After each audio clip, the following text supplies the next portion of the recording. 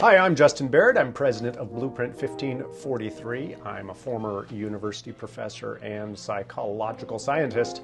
Welcome to this episode. I'd like to talk about noise, and I do mean the Kenny Chesney song. Kenny Chesney, superstar country musician. 2016, he had this global hit called Noise. Here are some lines from it. 24-hour television gets so loud that no one listens. Sex and money and politicians talk, talk, talk. But there really ain't no conversation. Ain't nothing left to the imagination, trapped in our phones, and we can't make it stop. Stop this noise! Yeah, we scream, we shout till we don't have a voice in the streets and the crowds. It ain't nothing but noise! Drowning out all the dreams of this Tennessee boy just trying to be heard in all this noise. Turns out that Kenny Chesney was anticipating what seems to be becoming a global, dare I use the word pandemic already, but at least it's an epidemic and a growing problem that organizations, the World Health Organization, the European Union, many doctors and psychologists are starting to notice that we've got a problem with noise in so many of our urban settings especially. What do I mean by noise? I mean sort of two dimensions of noise. Usually we think of noise as just big loud sounds. And that is definitely true. That's noise. Any sounds that we don't really want right now, even if they're not terribly loud. So you could have quiet noise if it's a distraction. It doesn't have to have lots of decibels, be measured in terms of just how big it is. As long as it's a distraction. It's a little bit like weeds that way, A tomato growing in the garden is a perfectly good thing, no matter how big it is. But maybe growing in your flower bed, it's a weed because it's not where you want it. Sounds that are not happening when you don't want them can also be noise, whether they're big or not. And both of these kinds of noise seem to be having negative consequences for us as individuals and societies. I want to just share with you three of those different dimensions of problem real quickly. The first is maybe the most obvious one, and that is what it does to our ears. The second is what it does to our cardiovascular system, our heart, our blood pressure, and so forth. And the third is what it does to us psychologically or mood-wise. So first, ears. Simple. Exposure to loud noises over time destroys our ears. The louder it is, the quicker it destroys our ears. It's a simple kind of function. Pretty much anything outside of the normal range, if it's starting to get high, over time will damage our hearing. So we really have to be careful about that because, of course, who wants to lose their hearing? It makes life more dangerous for us because we don't hear hazards or dangers that might be stalking us, coming after us. Okay. Most of us don't have to deal with the wild animals that are stalking us, but it's more like cars backing up, people running into us, things like that. Of course, there's also just the social consequences of not being able to hear what other people are talking about. That leads to isolation. And not hearing well, hearing loss, has actually been shown to be a risk factor for forms of dementia as we get older. So we want to take care of our ears so that we can take care of our minds and our just overall well-being. But yet, we are commonly exposed to sounds that are damaging. How loud is damaging? Well, like I said, anything that's over probably 60 decibels that's too prolonged can be damaging. Really, when you're getting up to 80, 85 decibels, your ears are getting damaged pretty quickly. Now, we don't often get exposed to that all the time in a regular day-to-day sort of way, but we do have that kind of exposure. Higher decibel kinds of sounds closer to our heads, like fireworks and things like that, they can of course damage our hearing instantly because they're so high. Trains, railways, airplanes, lots of things can cause a whole lot of noise that can damage our hearing. That's the first kind of damage. There's a second kind that might be more of a surprise, and that's our cardiovascular health. It turns out there's a link between noise exposure and bad cardiovascular health. And it's not merely correlational. It sure looks like it's causal. That is, being exposed to big loud noises messes up our heart. It gives us high blood pressure. It can promote heart disease and other kinds of disorders. It doesn't take a whole lot of thinking to figure out why that might be, and there's lots of research going on this. But think about this. In our natural environments, our ancestral natural environments, big noises are almost always a bad thing. They're almost always a sign that something bad is happening or that there is a threat. Think of thunderstorms. That's a potential danger if you don't have good shelters. Think of The cracking sound, if you've ever heard it, of like a tree branch breaking, you better look to make sure you're not going to get squished by it. The roar of a giant predator.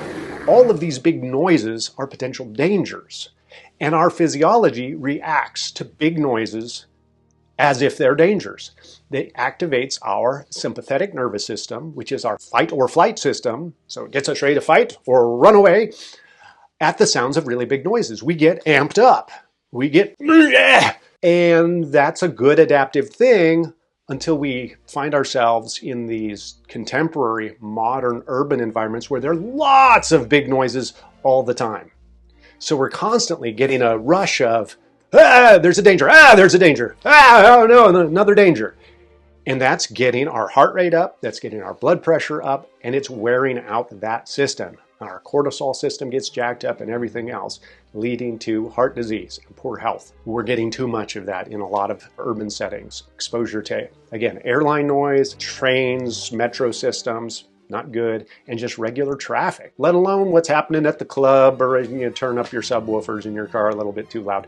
Those are all ways to get your physiology going, but it also damages your cardiovascular system when it's too prolonged and too frequent. Third kind of damage is more psychological damage. You can think of it this way, and it's very similar to that cardiovascular one. Like I said, noises get us amped up. Well, even quiet noises, though, can draw our attention. And lots of the machines in our lives are specifically designed to get our attention. The little alarms on our phones, on our microwave ovens, on all kinds of different devices in our houses signal, hey, pay attention to me. Hey, me. Hey, look over here. Hey, pay attention. Hey, pay attention. Which does draw our attention. It's what you might think of as super stimuli. They're designed to specifically cut through all of the other information that we're getting through our ears to get us to focus on that sort of thing. And it does successfully. But that divided attention going back and forth is fatiguing to our brains. And a lot of these bigger noises, like traffic noise, like sirens, like helicopters and airplanes flying overhead, those are the kinds of things that are outside of our control. We can't turn the alarm off. They're happening to us. We're not in control of them, which can lead to feelings of what psychologists call learned helplessness. We kind of give up in the face of these things that are really bombarding threats at a certain point. And learned helplessness has some great parallels in depression. And so it's not a surprise that scientists who are looking at these associations are finding links between exposure to traffic noise, train noise, airplane noise, and other kinds of noise sources, and increase of risk of anxiety, depression, and even in some cases suicide. These are not massive effect sizes, but they're big enough that the medical community, the psychological community, and other public health officials are starting to pay attention. We need to do something about this. The noise is getting too much for us. It's putting us on edge. It's promoting anxiety and depression, and as well as physical poor health, let alone what it's doing to our ears. So that's the bad news. What can you do about it? Well, I would encourage you, if you're curious about this and how much noise you're being exposed to, it's really easy to find decibel meters that measure sound that you can download for your phone so you can check out, well, how much noise is there in my environment? When I recently moved, a few years ago now, moved away from the Los Angeles area, after being bombarded by the constant noise of traffic and helicopters and all of the stuff that you have in LA, that's driving people crazy there in a colloquial sense and a clinical sense, okay?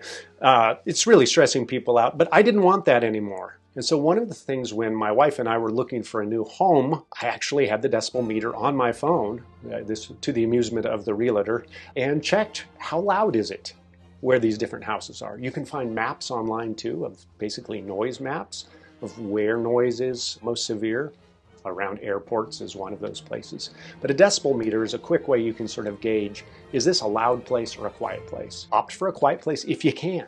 Not everybody can, I understand that, but if you can, that's something you can do. Also, when you're thinking about your home, if at all possible, consider the kinds of windows that you have. Maybe it's time for an upgrade of windows that will help keep the noise out. Good doors that are well sealed that'll help keep the noise out. That will make your home a more peaceful environment. Of course, the easy things are turn the volume down. Don't have television music on constantly. Give yourself breaks from that. And when you do have it on, make sure that you're not exceeding safe decibel levels. Think about more like 50 decibels, not 80 decibels when you've got music on. And that especially goes for headphones and things like that. Invest in some earplugs. One of the reasons why we think that sounds, noises, even at not too extreme levels, are leading to psychological disruption is because it's disrupting our sleep. Sleep is really important for restoring us emotionally and mentally, and lots of little noises in the night or big noises in the night can really disrupt our sleep. So these studies that are finding associations between noise exposure and the bad health effects, psychological or physical, are quick to note that these effects are bigger if the exposure is to noises at night. When it's bedtime, turn those noises off so that you can get some good sleep. Put in the earplugs if you need to. There's some really good earplugs out there, concert sort of quality earplugs that bring the decibel level down about 15 decibels, some of these better ones, which really helps out. So think about that. Also, I really encourage you to think about the usual stuff if you're operating heavy equipment, loud stuff, lawn mowers, leaf blowers, but I hate leaf blowers, just hate them. But, put on the ear protections.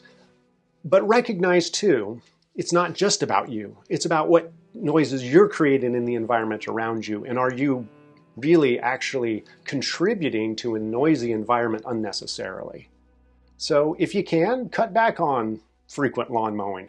You don't have to mow all the time. Most people actually cut their grass too short, shorter than what's healthy for the grass anyway. Cut back on that. Think about shifting to lawn equipment, yard equipment that's electric instead of gas powered, just to save on the noise pollution if you can, for you and your neighbors. Think about keeping your volume down for, those backyard parties if they're unnecessarily loud. It could be a favor to you and others. And it's not just amplified sound. Sometimes you've probably had this at wedding receptions or other kinds of party environments. Sometimes we get too many people in a room and it just gets louder and louder and louder. Well, we've probably put too many people in a particular kind of space, and the acoustics for the space might be bad. And we might have turned on background music too, so everybody has to talk above it, but then they have to talk above each other talking above it, and it just ramps up and gets louder and louder. And you're actually harming your ears and your psychology at that point. So I think if we're more mindful of these dynamics and realize that noise it's a serious business for us, we can start doing some things about it. Now, I usually try to bring in some kind of Christian integration in these. And one of the things that's striking, if you sort of do a biblical search on, noise, is you don't find a whole lot about noise in the Bible. There's a little bit out there. We're told in Psalm 100 to make a joyful noise unto the Lord. And, in Luke 5:16 and other places in the Gospels, we see that Jesus tries to periodically escape the crowds to get away from noise. He goes to these desolate places to be quiet and often to pray. That's good advice. Notice that that's the Bible giving us two different ways, saying there's a time for noises that are right and appropriate, as in a worship context, but there's also times to get away from noise, to get that restoration. And so I'll close with one last sort of gift you can give yourself, is try to give yourself 30 minutes a day where you just try to escape all the noise and just enjoy the quiet. Let your sympathetic nervous system get a break so that you can retune, regroup, and have a more, thriving and flourishing day as a result of it. I hope these reflections on noise are useful to you. Like, subscribe, share this, and keep coming back. Send us your suggestions of topics you'd like to hear me talk about. I'm Justin Barrett. Thanks for joining me today. Have a great day.